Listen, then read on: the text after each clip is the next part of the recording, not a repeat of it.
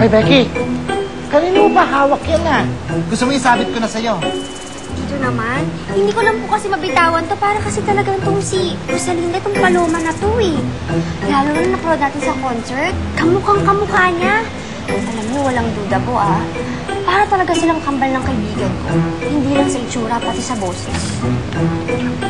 Hindi kaya ganun yan? Baka naman may kakambal talaga si Rosalinda, hindi lang alam ni Soledad. Dito naman, pwede ba naman yun? Isang pelikula lang nangyayari yun, no?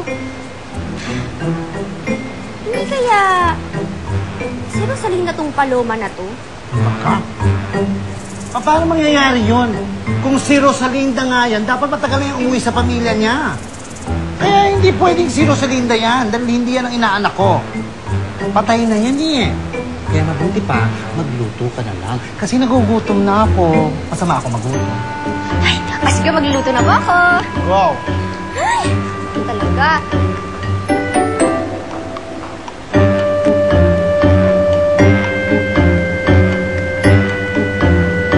In fairness, mukha nga niya si Rosalinda. Baka naman tama si Becky. Baka nga si Paloma ay si Rosalinda. Sabi ko na nga ba dito, yan din ang iniisip mo eh. Sabi ko na nga ba, baka mapatok kita sa ay, magluluto na po! Magluluto na!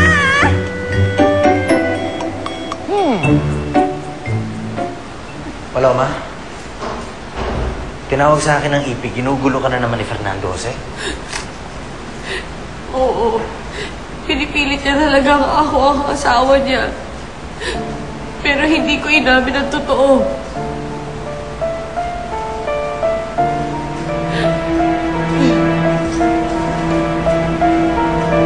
Tama na yung ginawa mo, Paloma. Huwag na huwag mo nga aminin na ikaw talaga si Rosalinda.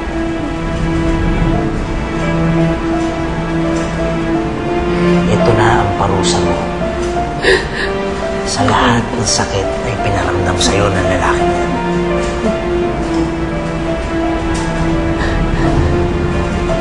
Ang habang buhay siyang maguluhan at magtaka kung sino ka talaga. Napakagandang ganti nito. Dahil sigurado kung hindi matatahimik ang isip niya at konsensya mo, habang nakikita ka niya, bilang si Paloma.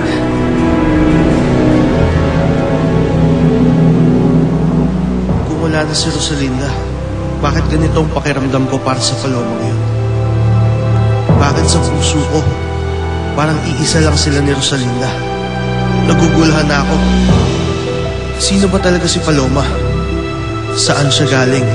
At bakit kamukhang kamukha siya ng asawa ko?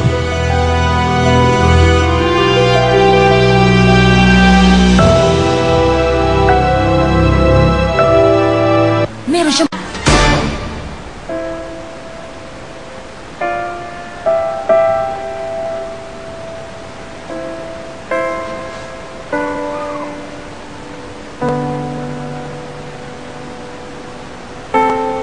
Soledad.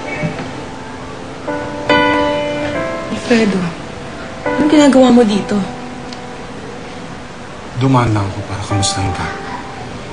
Pero hindi ako magtatagal. Dahil hinahanap ko pa ang anak ko. Si Abril?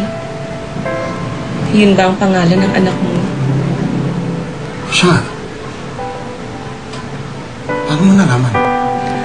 Siya ang girlfriend ng pamangkin ko, Alfredo. At nanggaling siya dito kanina. Nagkita kami. Galit na galit sa akin ang anak mo, Alfredo.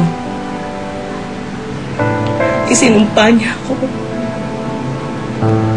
Nasaan siya? Tara pare, pasok kayo. Oh, pasok. Pare, sensya ka na ha. Wala kasi akong alam na mapagdadalhan kay Abril eh. Saka puno na rin kala Donan. Ayos lang yun, Chong. Ano ka ba? Saka kami lang naman dalawa ng pinsan ko dito eh. Kaya welcome kayo dito ni Abril. Salamat, Aldo ah. Oh, siya. Alis muna ako ah. Hanap ako ng makakain natin. So, napag muna dyan pare. Salamat ha. Feel at home, feel at home. Sige. Sige, sige.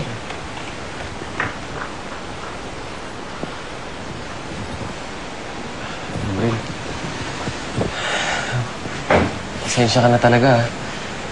Hindi ko kasi alam na si Tia pala yung babae ng daddy mo. Ako na ang humihingi ng paumanhin kung ano mang masama na sabi sa'yo ng aking anak. Hindi niya alam ang totoo. At pagpasensya mo na siya. Hindi ako nagagalit kay Abril. Dahil tama naman siya eh. Masama talaga akong tao. Dahil pinatulan kita. Kaya nasira ang pamilya mo. Huwag mo sabihin yan. Hindi mo kami sinira. Dahil ikaw ang una kong naging asawa.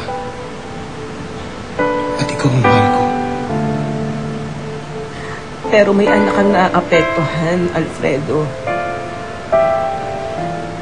Namatay si Rosalinda dahil sa kasalanan nating dalawa. Hahayaan mo bang mawala ang isa mo pang anak dahil din sa akin? Hindi ko yun kaya, Alfredo. Hindi yun kaya na konsensya ko. Kaya mas makakabuting maghiwalay na tayo at huwag na tayong magkita pa. Beto, hindi mo na kailangan magpaliwanag. Hindi naman ako sa'yo nagagalit eh. Kundi dun sa solidad na yun. Alam ko naman yan. Hindi lang naman ikaw ang galit sa kanya eh. Ako din. Ayoko na siyang makita. Dito na muna ako titira para makakasama mo ako. Habang wala pa akong makikita nilipatan natin.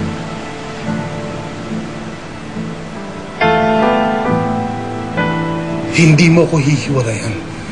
At hindi ako papayag. Pero ito ang tama, Alfredo. At alam kong alam mo yan. Kailangan na nating maghiwalay. Para sa ikabubuti ng lahat.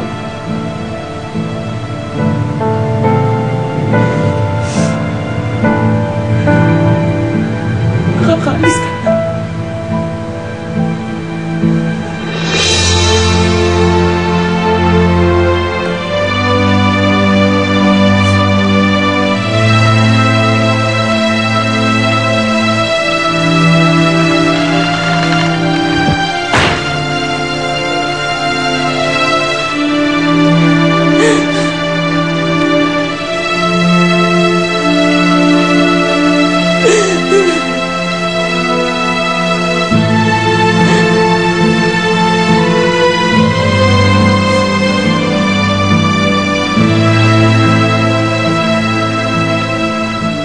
They're here! Hi! Ang loser girls noon, rich, single ladies na ngayon. Ano mo yung Facebook? Yung website? Kami may inventa, no? At handa na silang bingwitin. Mabuti naman. Excuse me, ma'am. Nandito po ang isang kamag-anak na dati nating pasyente. Sige, iwan mo muna kami. Ana, sama mo muna siya. Hello, kayo po si Sir. Attorney Fernando si Altamirano. Mapo po kayo. Salamat. Ako ho yung asawa ni Rosalinda Altamirano. Isa sa mga nasama sa sunog ng dati ng ospital. Yes, natatandaan ko na kayo. Ano po bang maipaglilingkod ko sa inyo? Gusto ko lang ho sanang itanong sa inyo. Asawa ko ho ba talaga yung nasama sa sunog doon?